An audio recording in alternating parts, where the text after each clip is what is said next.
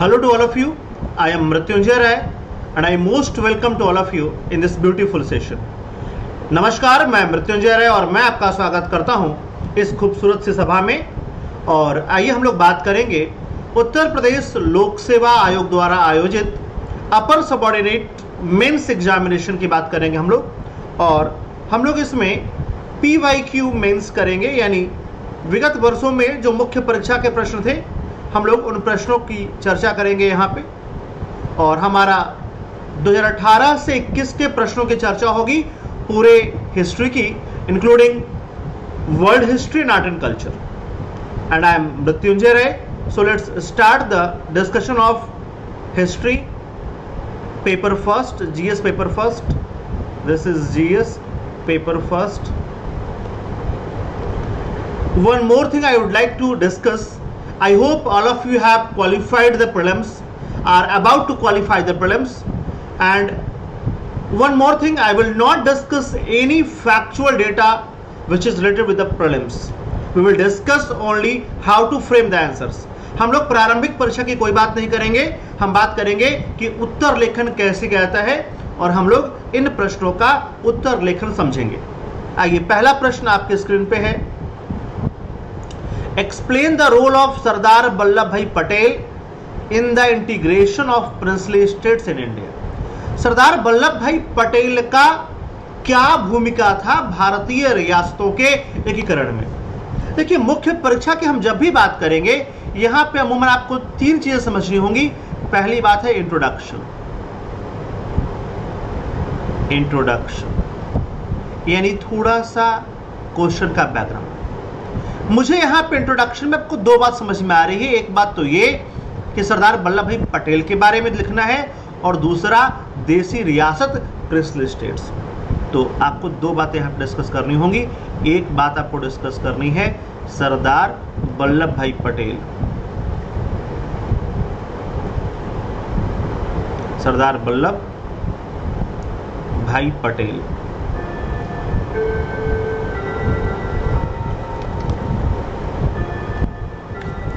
और आपको दूसरी बात डिस्कस करनी है, what do you mean bye princely state, princely states. ये दो बातें आपको इंट्रोडक्शन में लिख देना है। आप थोड़ा सा सरदार वल्लभ भाई पटेल का बैकग्राउंड दीजिएगा, यानी स्टार्ट कीजिएगा कहां से, खेड़ा सत्याग्रह, और आइएगा कहां तक, बारदोली, और उसके बाद क्विट इंडिया मूवमेंट तक हो जाएगा। देन आपको डिस्कस करना है कि प्रिंसली स्टेट्स है क्या। Those states which come under the British umbrella directly और indirectly and ruled by the king or monarch known as princely states. वह प्रत्येक राज्य जो किसी तरह से प्रत्यक्ष अप्रत्यक्ष ब्रिटिश मोनार्क के अधीन था या ब्रिटिश अम्ब्रेला के नीचे आ रहा था, ब्रिटिश उपनिवेशवाद की या ब्रिटिश साम्राज्यवाद की अवधारणा से ग्रसित था और वहां पर राजशाही थी, वहां पर किसी राजा रानी का शासन था, वह क्या कहलाएगा, वह कहलाएगा देसी रियासत या प्रिंसली स्टेट्स। हालांकि आपके लिए मैंने यहाँ पे एक फॉर्मेट बना करके दिया है जहां आपको इंट्रोडक्शन देना है, brief account of Sardar Patel and what do you mean bye princely states. ये दो बात आप लोग लिख लेंगे। डन। अब मेन बॉडी में फिर दो बात लिखना है आपको। पहला बात, why was the integration of princely states necessary? क्या जरूरत थी?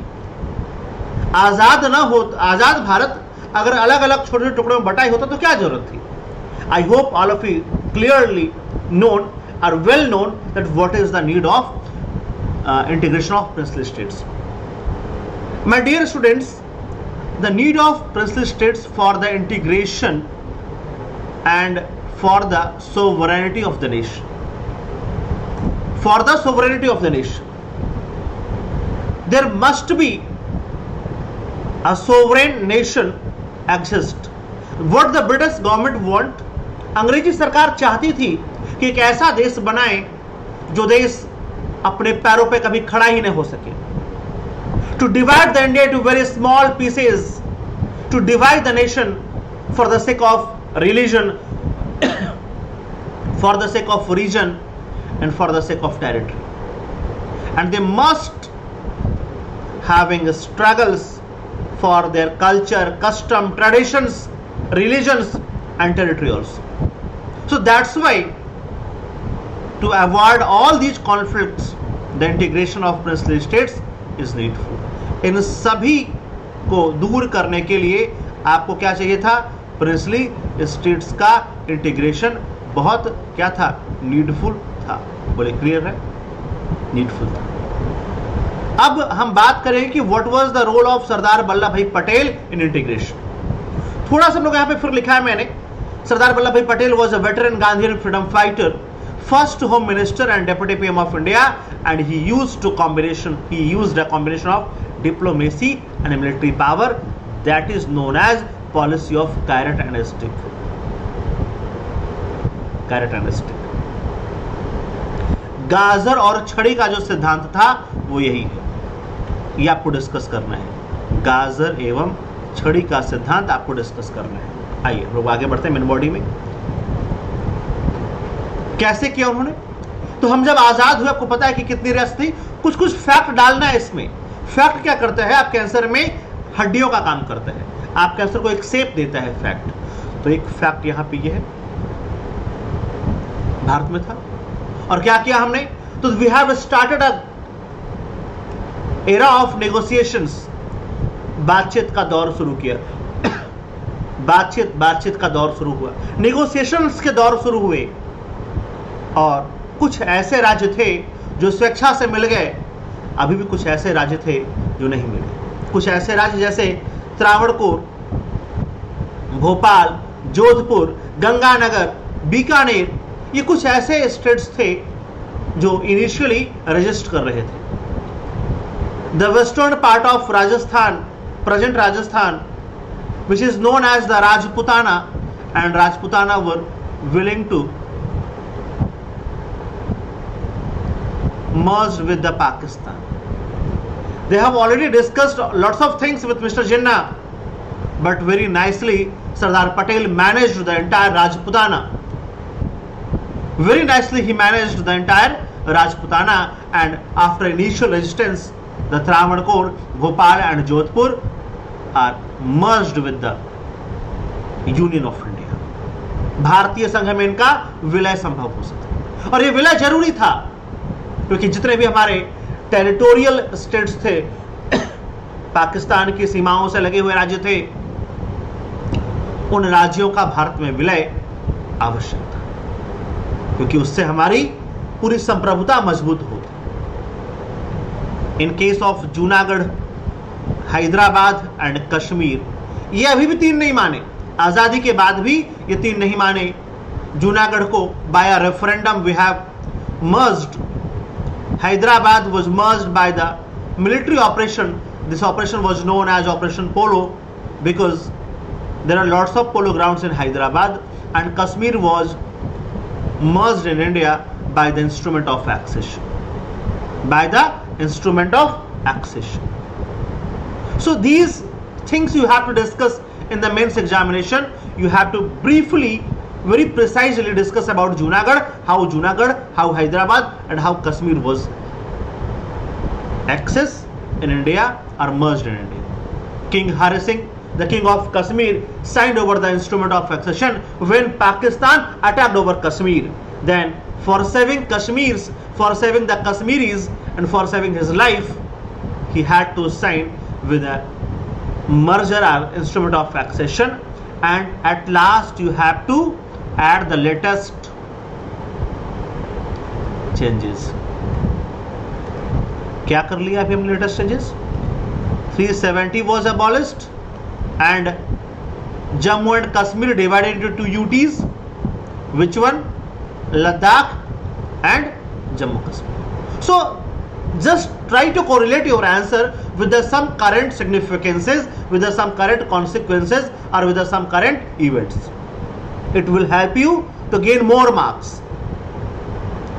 What is the policy of carrot and stick? You have to discuss this policy also. लिखना है पकाया वहां पे carrot and stick policy. Carrot and stick, गाजर और छड़ी. That is the diplomacy in war. That is the policy of diplomacy in war.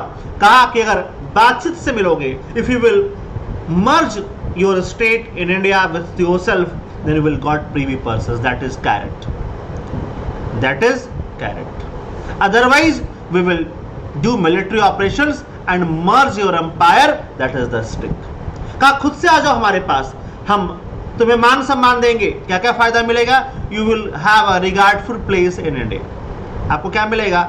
आपको एक रिगार्डफुल प्लेस मिलेगा भारत में। क्या मिलेगा आपको? एक मान सम्मानजनक स्थान मिलेगा। और कहा उसके बाद और क्या मिलेगा?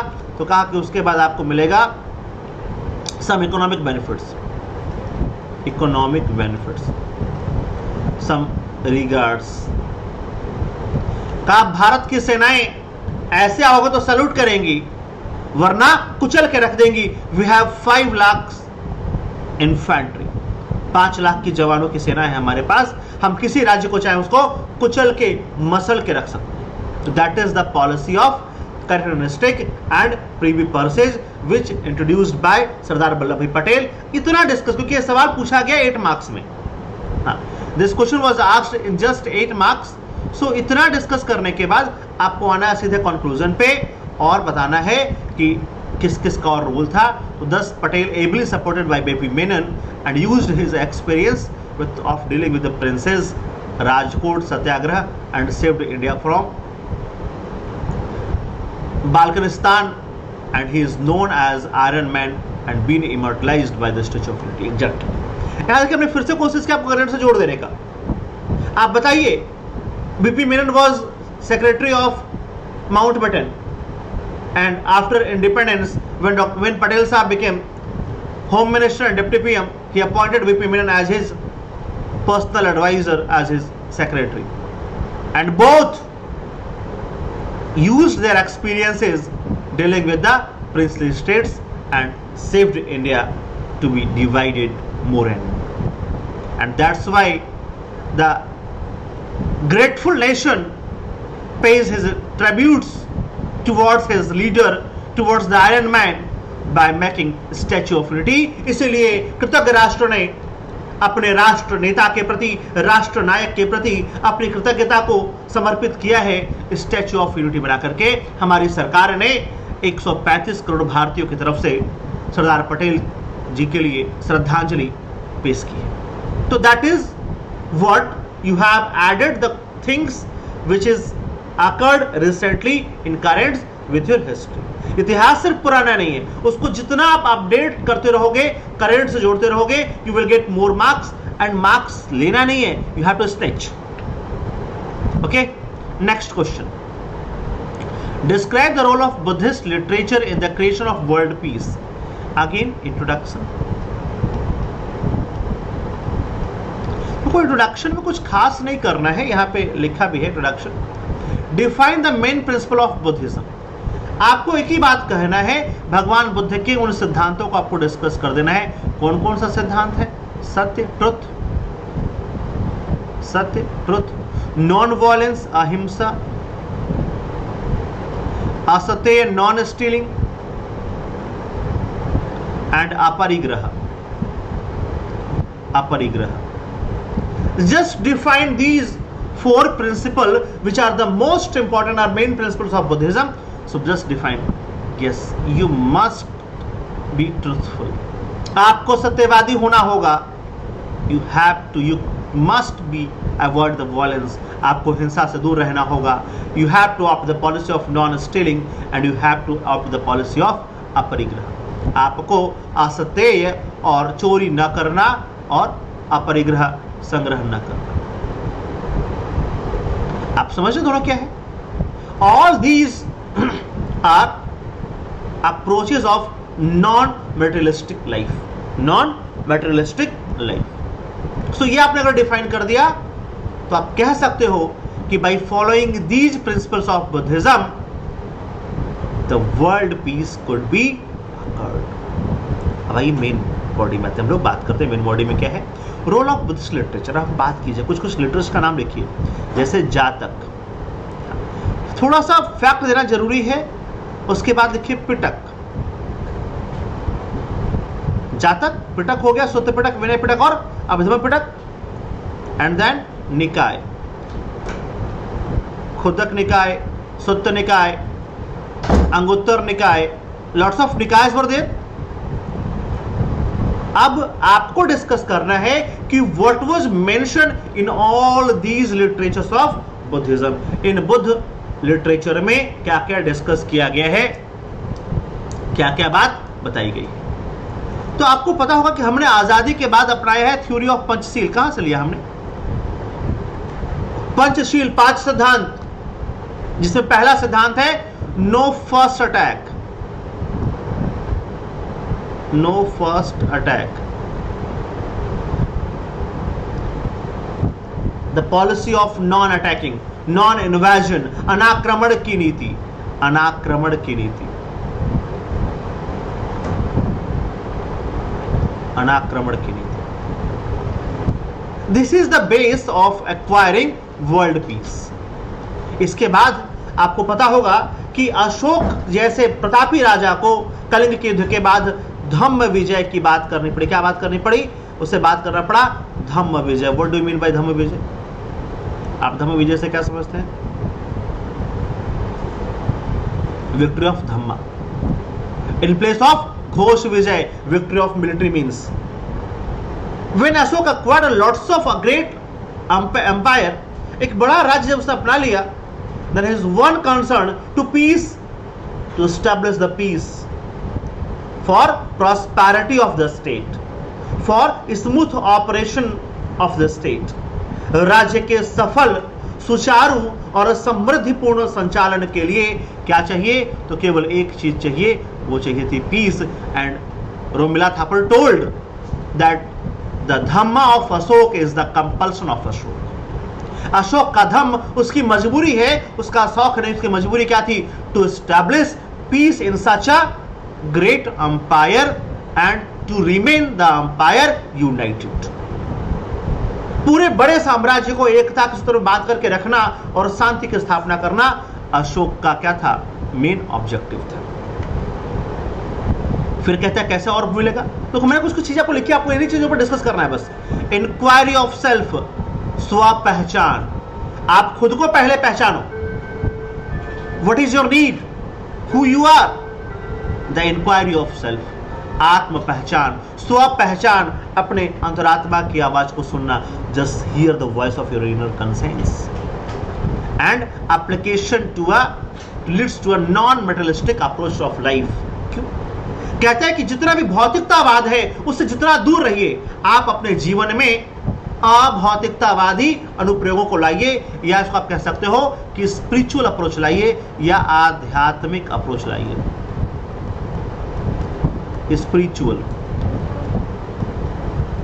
Spiritual approaches to your life. क्या होगा इससे? का रिड्यूसिंग कॉन्फ्लिक्ट्स, का इससे कॉन्फ्लिक्ट्स रिड्यूस होंगे। का क्या होगा? का झगड़े कम होंगे, इससे मतभेद कम होगा। और क्या कहते हैं? कहते हैं टू प्रैक्टिस 4 बाउंडलेस स्टेट्स। इन 4 बंधन रहित चीजों को मानिए। कहा Meta, what is Meta? Karuna, Joy, Meta, Karuna, Joy and उपेक्षा। उपेक्षा या उपेक्षा। Meta is loving kindness. कहा विश्व के प्रति क्या कीजिए? कहा प्रेम कीजिए, समर्पण कीजिए। कंपैशन, कहा दूसरों के प्रति दया का भाव रखिए, करुणा का भाव रखिए। और सिंपैथेटिक जॉय, कहा समानुभूति रखिए। महात्मा गांधी ने भी यही कहा था। महात्मा गांधी, देखो आप आगे पढ़ोगे तो दोनों लगभग बराबर आपको दिखाई देंगे, दोनों आपको पैरेलल दिखाई देंगे चलते हुए। The sympathetic Joy was also introduced by और पॉइंट बाय और यूज्ड बाय और टोल्ड बाय महात्मा गांधी। का समानुभूति, क्या कहते हैं महात्मा गांधी? कहते हैं कि दूसरों के साथ वह व्यवहार कीजिए जो आपको अपने लिए पसंद है। जो आपको अपने लिए पसंद है वही व्यवहार आप दूसरों के साथ कीजिए, वरना मत कीजिए, वरना मत कीजिए। एंड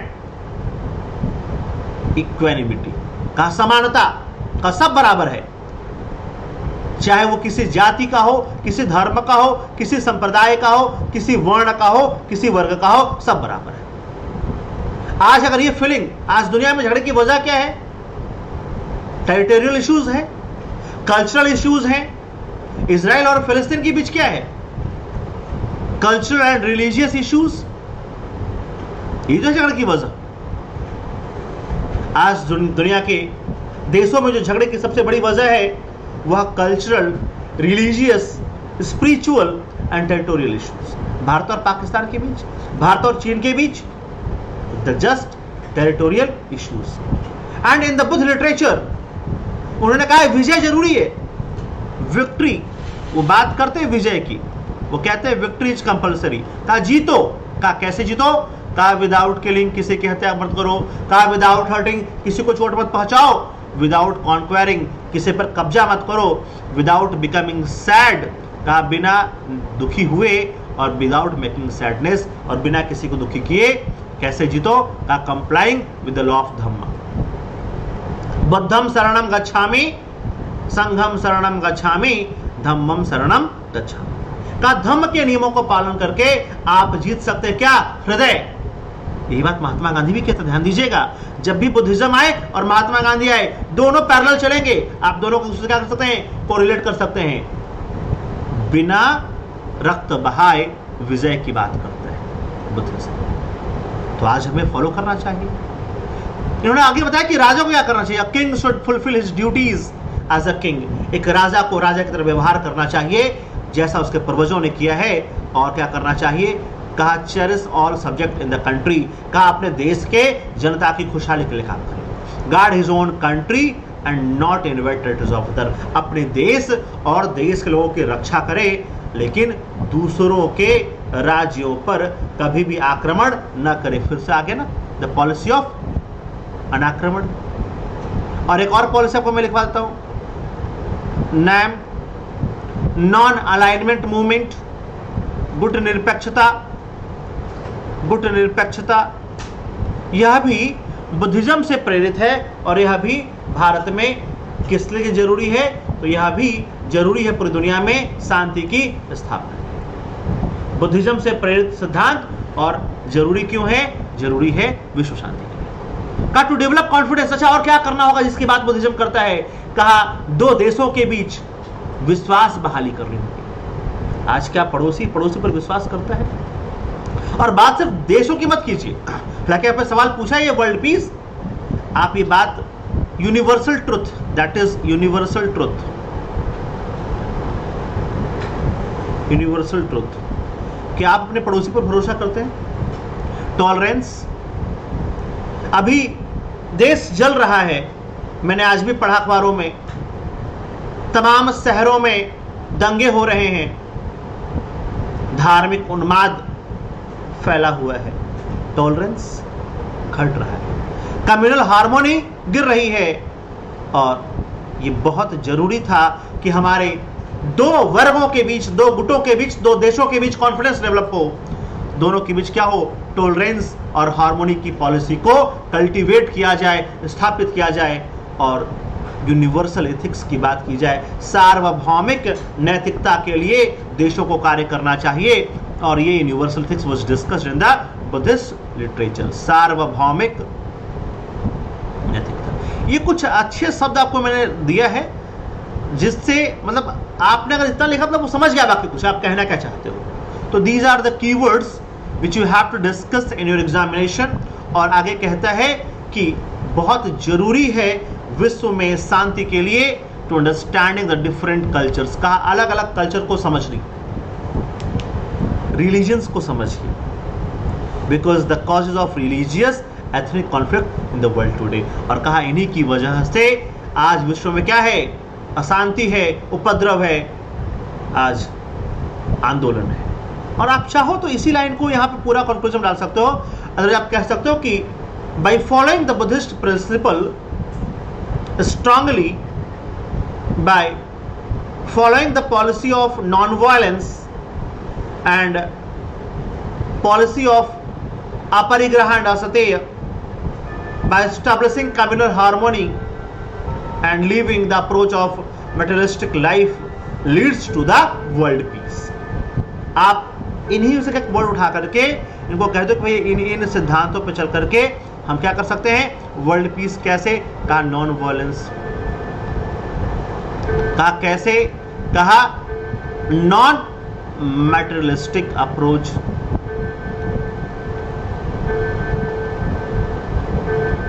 कहा कैसे, कहा कॉन्फिडेंस बिल्डिंग,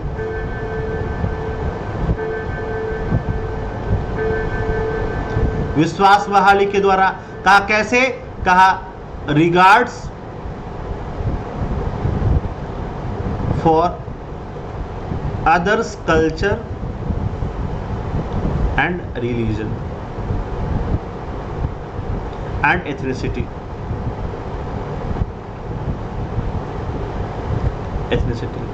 उनके संस्कृति, उनके धर्म और उनके बनावट पर क्या करना, उसका सम्मान करना। हो गया, क्लियर है, आप समझ पा रहे हैं बात को। आपको इसी तरह से सारे प्रश्नों का जवाब देना है। आइए अगले सवाल की तरफ बढ़ते हैं। अगला सवाल कहता है Mahatma Gandhi represents the middle path, मध्यम मार्ग। ये मध्यम मार्ग भगवान बुद्ध ने भी दिया था, आप लोगों ने बहुत सारी बातें की है। देखिए ना, सवाल आपस में कोरिलेट हो रहे हैं। Approaches in Indian politics give logical explanation. Mahatma Gandhi ने भारतीय राजनीति में मध्यम मार्ग दृष्टिकोण का प्रतिनिधित्व किया। तार्किक व्याख्या क्या करेंगे आप इसके लिए इंट्रोडक्शन में? महात्मा गांधी का जो स्ट्रगल पीरियड था, जो गांधीयन फेज आप मानते हैं, बल्कि मैं कहूंगा कि आप चाहें तो यहां पे 1919 से 1917 से शुरू कर सकते हैं। इन दीज 30 ईयर्स, इन 30 सालों में महात्मा गांधी ने कौन कौन सा काम किया है and how it could be proved as the midway, middle path, इसे आप कैसे मध्य मार्ग साबित कर सकते हैं, ये आपको बताना। और कैसे का political opinion, religion, reasons, social subject, समाज में क्या क्या किया महात्मा गांधी ने जो उनको मध्य मार्ग साबित करता है, राजनीति में, धर्म में, सब जगह। तो लेकिन पूछा स्पेशल से राजनीति है, आइए बात करते हैं। महात्मा गांधी राजनीति में मास मूवमेंट की बात करते हैं। किसकी बात करते हैं महात्मा गांधी? देखिएगा, समझिएगा हर बात को, मास मूवमेंट की। तो महात्मा गांधी जब मास मूवमेंट की बात करते हैं तो mass means what? Only Hindus? No, it means all religion. बात करते हैं महात्मा गांधी ऑल रिलीजन्स, हिंदू, मुस्लिम, सिख, ईसाई। Mass movements what? Only Brahmins? No, all varnas, Brahmin, Kshatriya, Vaishya और Shudra, male female both, male female both, and youngster till old age, बच्चे, बूढ़े, जवान, सब। That is known as mass movement. अब इस मास मूवमेंट को चलाने के लिए महात्मा गांधी को अनटचेबिलिटी को तो अबॉलिश करना ही था, महात्मा गांधी ने किया। बट क्या महात्मा गांधी ने अनटचेबिलिटी को स्टॉब्लिश करने के अबॉलिश करने के लिए कोई बहुत वियर्ड जाकर कोई काम किया है, बहुत एक्सट्रीम कोई कदम उठाया? नहीं, लोगों से अपील की। ही टोल्ड कि अब एक म्यान में दो तलवार नहीं रह सकती, गांधी और स्पृश्यता एक साथ नहीं रह सकती। इनफैक्ट महात्मा गांधी सपोर्टेड वर्णाश्रम dharma. I hope all of you understand what is the varnashram dharma. Now, this is the mains discussion, not prelims. So this is the social theory of midway of Mahatma Gandhi. Mahatma Gandhi discussed about the women education, women upliftment, women education, women's upliftment. By very small means, by very small works. In economics, Mahatma Gandhi gave the theory of trusteeship, that is CSR nowadays. CSR, Corporate Social Responsibility, सामाजिक उत्तरदायित्व का अधिनियम, corporate सामाजिक उत्तरदायित्व। अर्थव्यवस्था में महात्मा गांधी ने कहा कि आप अपने संपत्ति के मालिक नहीं है, क्या है? ट्रस्टी है। तो क्या कीजिए? का just use how as much you can, and after that just open your property for the public cause. का दान मत करो, का just establish something which could provide some employment some betterment and upliftment for the society. Just spend the money for the upliftment of society. It will be beneficial for you also. और उन्होंने क्या किया, आपको पढ़ा होगा, अहमदाबाद सत्याग्रह, textiles union, ये सब महात्मा गांधी। अच्छा, महात्मा गांधी ने क्या किया, कुटीर उद्योगों को बढ़ावा दिया, that is the Midway. Mahatma Gandhi कभी भी किसी क्षेत्र में उन्होंने कभी भी एक्सट्रीम की बात नहीं की। महात्मा गांधी एमएसएमई की बात करते हैं, एमएसएमई, यू अंडरस्टूड, एमएसएमई की बात करते हैं। महात्मा गांधी ने कभी भी हैवी इंडस्ट्री की बात नहीं की। महात्मा गांधी गांव की बात करते, that is also the Midway of Mahatma Gandhi. And in politics in favor of satyagrah method, but also work with the committees and societies.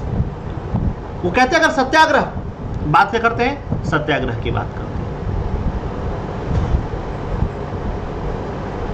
It means सत्य प्लस आग्रह का आपका डिमांड क्या हो, जायज हो, तब भी टायर फूकना नहीं है रोड पे, तब भी चक्का जाम नहीं करना है, तब भी पत्थरबाजी नहीं करनी है, क्या करना है, रिक्वेस्ट करना है। Mahatma Gandhi believes in the changes in inner conscience, changes in soul.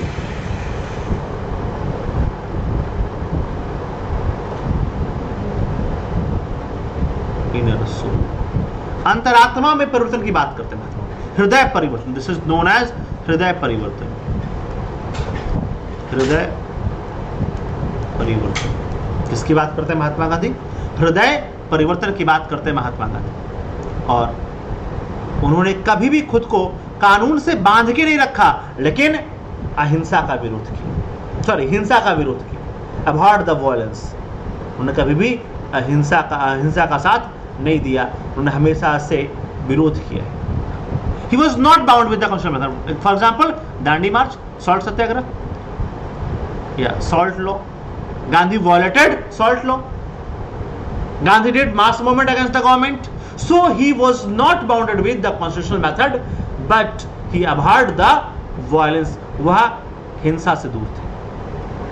Mahatma Gandhi give the concept of Sarvodaya, that is what, सबका साथ सबका विकास। को करंट से ऐड कीजिए, आज आपकी गवर्नमेंट चला रही है क्या, आपकी गवर्नमेंट क्या नारा दिया, सबका साथ सबका विकास।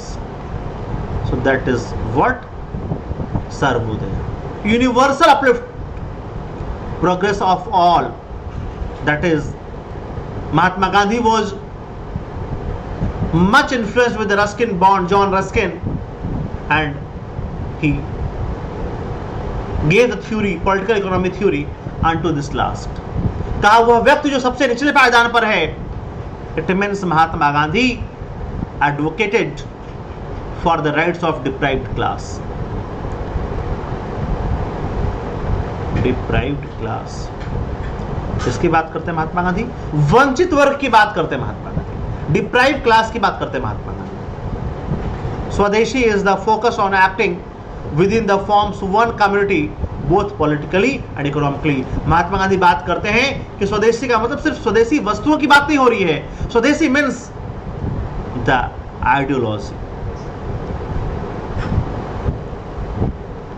द administration या rule, that is the self rule. So this doesn't mean only the things, that is the political economical concept, the culture,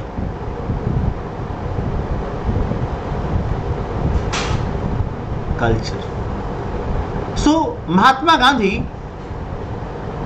gave the theory of self-sufficiency. In that time, the villages were Atmanirbhar. They were Atmanirbhar just because of the concept of Swadeshi. So, in all field and in movement, Mahatma Gandhi start struggle, break, and a struggle. यह है सिद्धांत महात्मा गांधी। संघर्ष विराम संघर्ष की नीति अपनाई गांधी ने। आंदोलन किया, फिर रोक दिया, फिर आंदोलन किया, फिर रोका, फिर आंदोलन किया, फिर रोका। Non cooperation, then CDM first, CDM second, then Quit India movement. So struggle break struggle is also the policy of midway. Got it? This is also the policy of midway. And last आपको बताना है कि क्या महात्मा गांधी का theory आज relevance है कि नहीं. बहुत बड़ी बात है, रिलेवेंस है आज, और यही आपका कंक्लूजन हो सकता है. आप चाहो तो इसी को आप कंक्लूजन लिख सकते हो या आप अलग से कंक्लूजन लिख सकते हो. कहता है ideals of truth and non violence, ये आज पूरी दुनिया की फिलॉसफी है. आज ये पूरी तरह से मैनकाइंड के लिए क्या है, रिलेवेंट है, और महात्मा गांधी की टीचिंग आज वैलिड है. बहुत सारे लोग आज फॉलो कर रहे हैं महात्मा गांधी को. कौन फॉलो कर रहा है? लाइक मार्टिन लूथर किंग ने फॉलो किया है, Nelson Mandela, Aung San Suu Kyi, which are the equivalent testimony to the continuing relevance of Mahatma Gandhi. ये वो लोग हैं जो महात्मा गांधी की इस धरोहर को आज भी कंटिन्यू ले जा रहे हैं, और ये उसके क्या है, विशुद्ध प्रमाण है, टेस्टिमोनी है. Got it? So that is the Midway of Mahatma Gandhi. Next question. You can conclude it, okay, in your ways, and not in my ways. I've just given an idea. आपको सिर्फ आइडिया लेना है, ठीक है. मैं पढ़ देता हूँ. Gandhian ideologies shaped the creation of institutions and practices where the voice and perspective of everyone can be articulated, tested, and transformed. का एक ऐसा समाज बनाना है, एक ऐसी संस्था बनाना है, एक ऐसी प्रक्रिया का निर्माण करना है जहां प्रत्येक व्यक्ति की आवाज सुनी जाए, प्रत्येक व्यक्ति को बोलने का मौका दिया जाए, और प्रत्येक व्यक्ति समाज में परिवर्तन ला सके. According to him, democracy provided the weak with the same chance as the strong. कहा, और ये कैसे संभव है? कहा लोकतंत्र से संभव है. गरीब और अमीर, कमजोर और ताकतवर दोनों को ही डेमोक्रेसी समान अवसर देती है. और truth, non violence and Sarvodaya Satyagraha and their significances constitute Gandhian philosophy and are all four pillars of the Gandhian thought. ये आप लास्ट में करके कंक्लूड कर सकते हैं. कुछ चीज़ आपको मैंने दिए हैं, आपको यही लिखना और ऐसे ही लिखना है. You have to follow this line length. Got it? इसलिए आपको मैंने सिर्फ कुछ चीज़ आपको मैंने लिख करके इसलिए दिया है ताकि आपके पास कुछ वर्ड्स हो, कुछ एक बाउंड्री हो, उसी बाउंड्री में आपको खेलना है.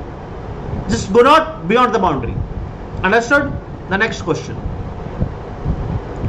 The spine of Indian economy was badly injured during the 200 years of British rule.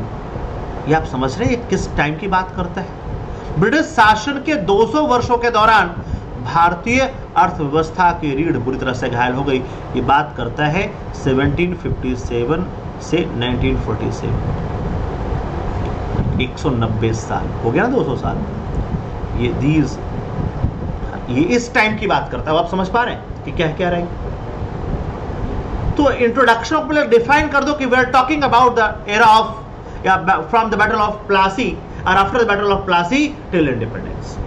हम प्लासी के युद्ध से लेकर के 1947 तक की बात कर रहे हैं. ये आपको डिफाइन कर देना है.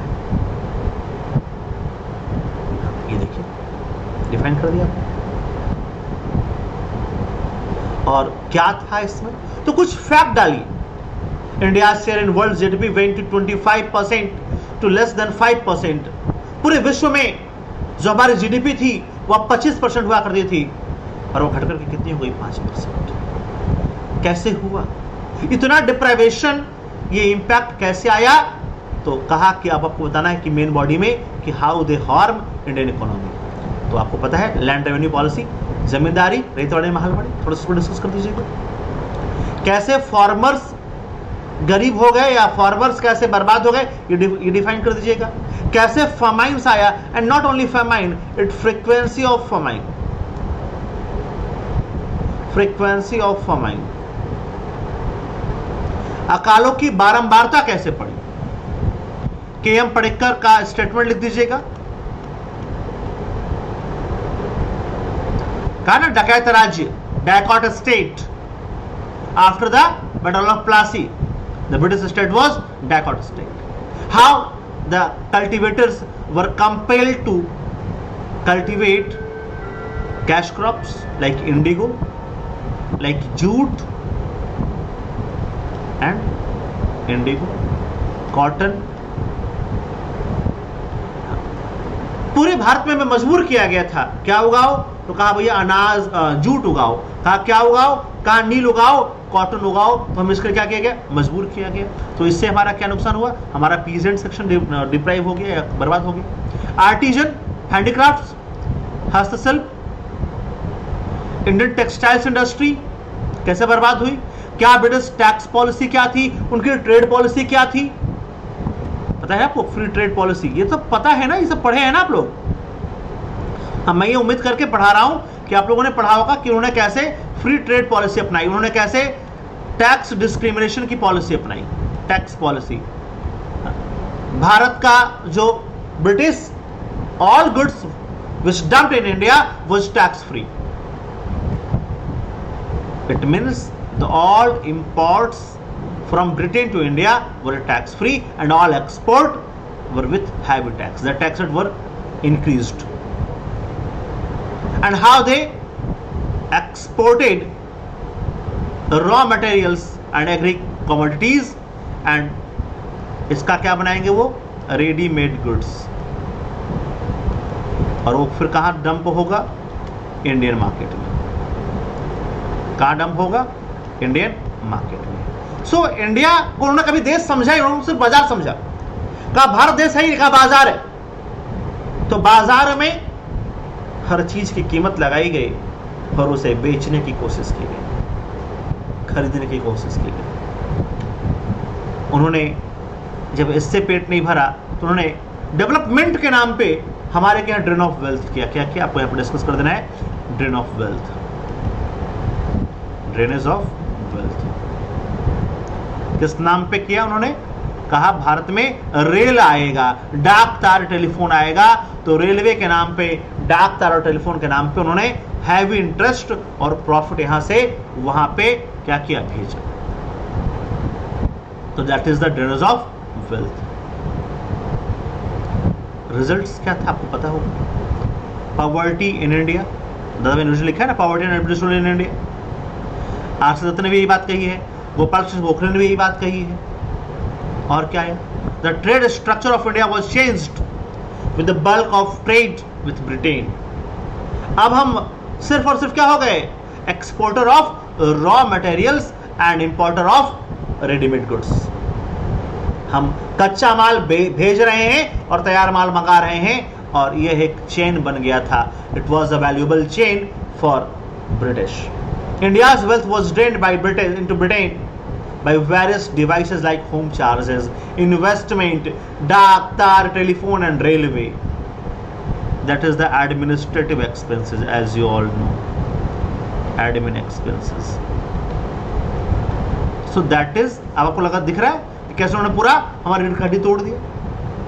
And the last famine in India was in 1943, in which 3 million people, 30 lakh लोग मारे गए। Life expectancy at independence was only 33। आज ये 63.5 है, उस समय केवल 33 थी। That is the impact of British economic policies in India. That is the conclusion. थोड़ा थोड़ा फैक्ट डालते रहना है और सवाल को बहुत धीरे धीरे आगे फॉरवर्ड करते रहना है। Got it?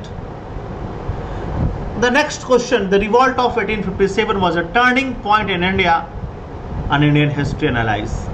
1857 का विद्रोह भारतीय इतिहास में एक महत्वपूर्ण मोड़ था, विश्लेषण कीजिए। 2018 का सवाल है यूपीपीएससी से।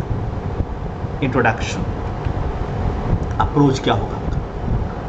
देखिए, first provide a brief background of which necessitated the changes post revolt. थोड़ा सा बताना क्या क्या बदलाव हुआ, क्या क्या बदलाव हुआ।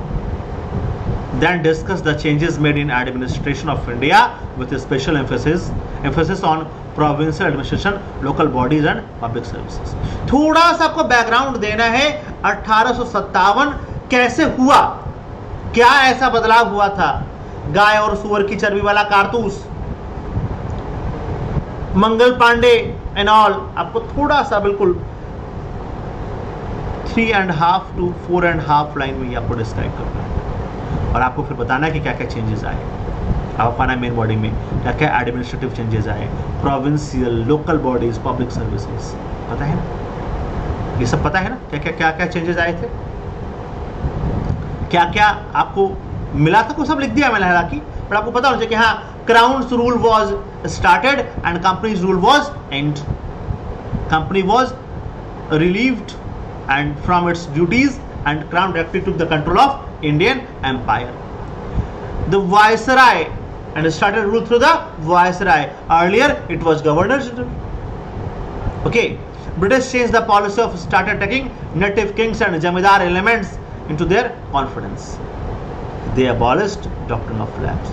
Yes, क्या किया उन्होंने, डॉक्ट्रिन ऑफ लैप्स जैसी पॉलिसी जो थी, जो हमारे लिए, जो ब्रिटिश के लिए नुकसानदायक थी, जिन्होंने जमींदारों और बाकी नेटिव्स को उनसे दूर करने को मना हटा दिया का नहीं। प्लस यहाँ एक आप और ऐड कर सकते हो, सब्सिडरी अलायंस, सब्सिडरी अलायंस, ठीक है।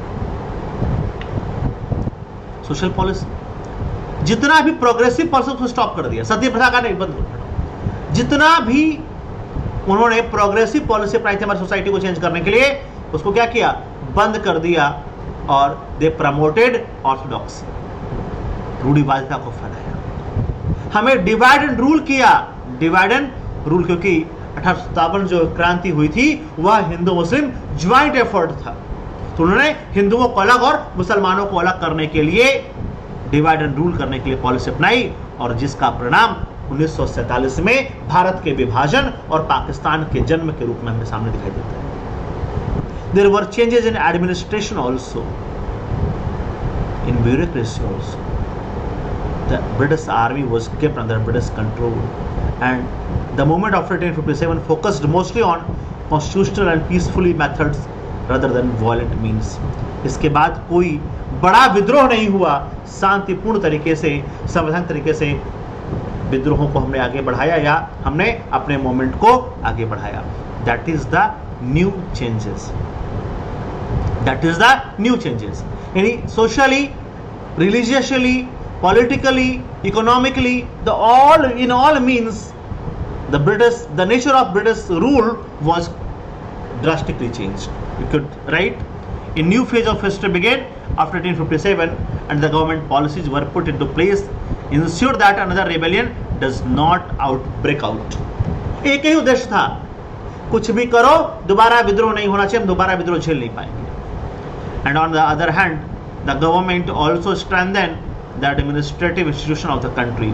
और कहा कि जो प्रशासकीय चीजें थी उनको और मजबूत करने की बात की। As we all know, governor general से वाइसराय बना दिया गया।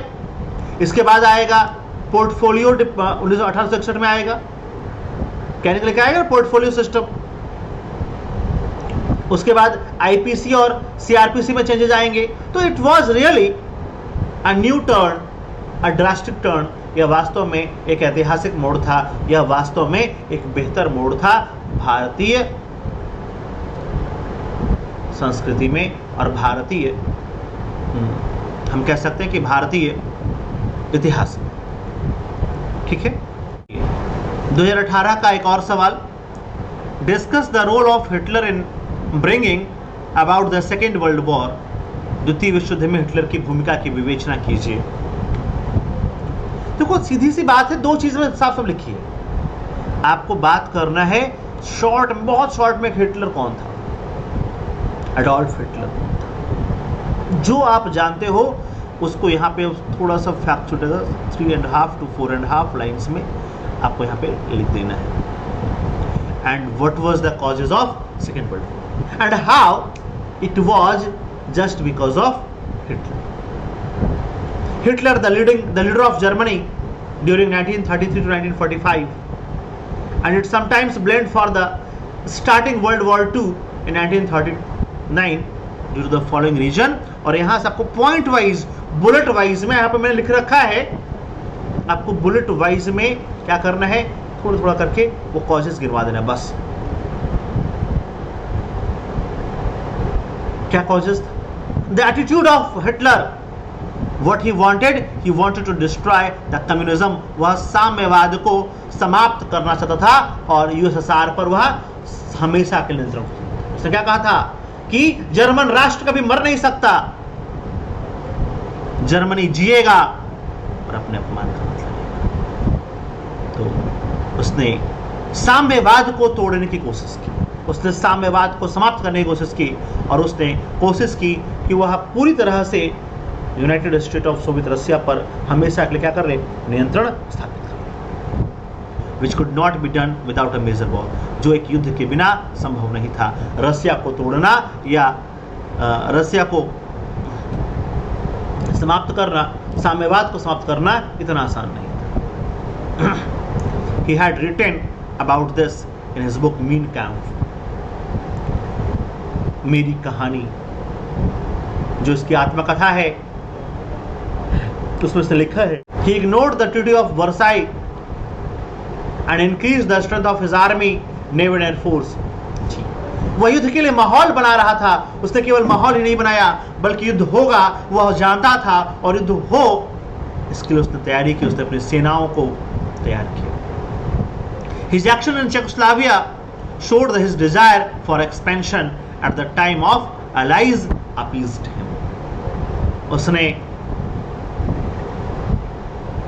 चेकोस्लोवाकिया में दिखा दिया कि उसकी नीति बिल्कुल क्लियर है, वह क्या चाहता है, राज्य विस्तार, क्षेत्र विस्तार, और क्षेत्र विस्तार बिना युद्ध के संभव नहीं है। और उसने क्या कर दिया, finally he attacked over the Poland from the all side, not just in the city of Danzig, in the corridor, and which shows he should not that he would not stop at just present claims.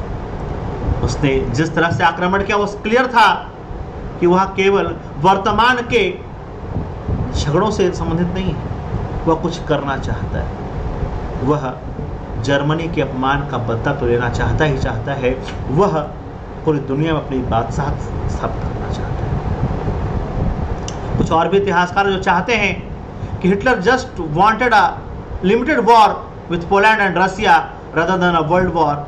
Initially he got claims in Czechoslovakia by the cooperation of allies and may have believed that similar tactics could be used in Poland except with a short war with Russia. उसे लगा था कि जैसे उसने Czechoslovakia को claim किया और उसके लोगों ने उसका साथ दिया, वैसे ही कुछ इतिहासकार ऐसा मानते हैं वह पोलैंड के साथ भी करेगा और पोलैंड भी उसकी झोली में आके गिरेगा और छोटा से धुलड़ेगा रशिया के साथ। हालांकि ऐसा नहीं था, उसकी जो महत्वाकांक्षाएं थी वो बढ़ रही थी और उन बढ़ती महत्वाकांक्षाओं में एक युद्ध था और उस युद्ध को स्टार्ट करने में हिटलर ने आग में घी डाला है। The power structure of Europe in after first world war had many issues. Versailles की संधि ने blamed Germans for the war and hefty repressions imposed upon them. बहुत अपमानजनक शर्तें थोप दी। जर्मन इस तरह से जी नहीं सकता था।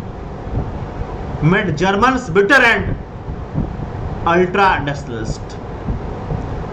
इन शर्तों ने जर्मन्स के भीतर राष्ट्रवाद पैदा कर दिया, अल्ट्रा राष्ट्रवाद, एक उग्र राष्ट्रवाद पैदा कर दिया। लीग ऑफ नेशंस फेल हुआ, इससे भी जर्मनी के मनोबल को बढ़ाया, उसने जर्मनी को इनकरेज किया और 1920 से 1930 के बीच उपजे आर्थिक मंदी ने भी हिटलर को लाकर के टॉप 4 में खड़ा कर दिया। और इस तरह से Hitler was just a product of this time and the war also had some deeper reasons. कहा इस पर से आपको कंक्लूड में सिर्फ हिटलर को बदनाम नहीं करना है, थोड़ा सा बचा के चलना है, क्योंकि हमने पहले कहा कि हाँ जरूरी हिटलर ने किया, हम क्या कह रहे हैं, नहीं और भी रीजन था, क्योंकि हम ये नहीं कह सकते कि एक व्यक्ति ने पूरी दुनिया को तबाह करने वाला युद्ध रच दिया। फिर तो हमें बता रहे हैं कि पूरी वैश्विक व्यवस्थाएं ध्वस्त हो चुकी थी। हालांकि वैश्विक व्यवस्थाएं ध्वस्त हो चुकी थी, जैसे लीग ऑफ नेशंस अगर फेल ना होता, अगर वहां पे कोई मजबूत होता तो शायद जर्मन्स का मनोबल इतना ना बढ़ता। तो आपको बताना है कि Hitler was just a product of his time, वह अपने समय का एक कैरेक्टर था। युद्ध के कुछ अन्य भी गहरे कारण थे। ठीक है, तो यहां पे सन 2018 के जीएस पेपर फर्स्ट में आए हुए प्रश्न समाप्त होते हैं। ये 5 प्रश्न थे, मैं उम्मीद करता हूं आपको समझ में आया होगा। ठीक है, हम लोग आगे चर्चा करेंगे 2019 के प्रश्नों की।